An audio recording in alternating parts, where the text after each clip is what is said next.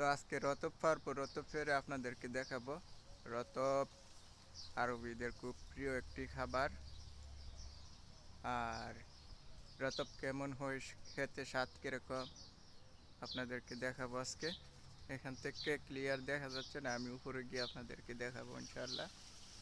সবাই সাথে থাকবেন আরবদের প্রিয় খাবার দেখতে।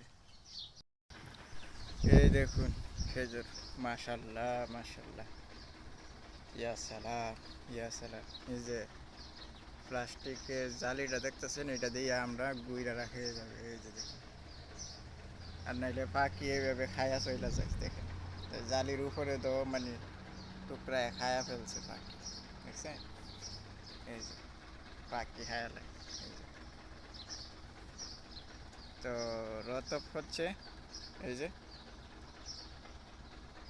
দেখতে পাচ্ছেন খেজুরটা অর্ধেকটা ফাঁকছে আর অর্ধেকটা ফাঁকে নাই। এটাকে বলে আরবিরা রতব। আর এটা খেতে খুবই সুস্বাদু, এটা খেতে খুবই সুস্বাদু।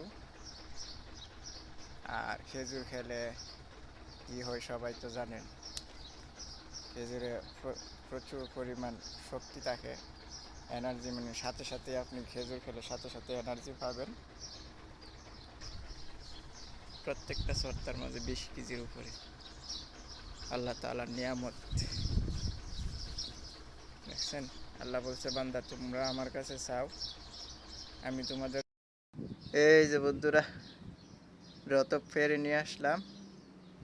তো এটাকে বলা হয় রতব, অর্ধেকটা ফাঁকছে আর অর্ধেকটা কাঁচা।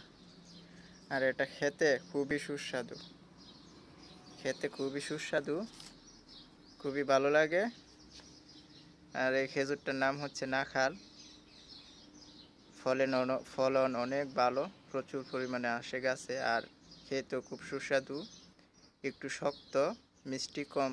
যারা মিষ্টি কম পছন্দ করেন তাদের জন্য খুবই ভালো, এবং দাঁতের মধ্যে লেগে থাকবে না। একটু শক্ত আছে, মানে ফাঁকলে একটু শক্ত টাইপের হয় আর কি। অনেক খেজুর আছে মানে চাবানি দিলে দাঁতের মধ্যে লাগিয়ে থাকে, দাঁতে ব্যথা করে, বুঝছেন? তো যারা বয়স্ক তারা খাইতে পারে না, তাদের জন্য এই খেজুরগুলা ঠিক আছে। একটু একটু শক্ত, কিন্তু দাঁতে লাগবে না, আর মিষ্টিও কম আছে।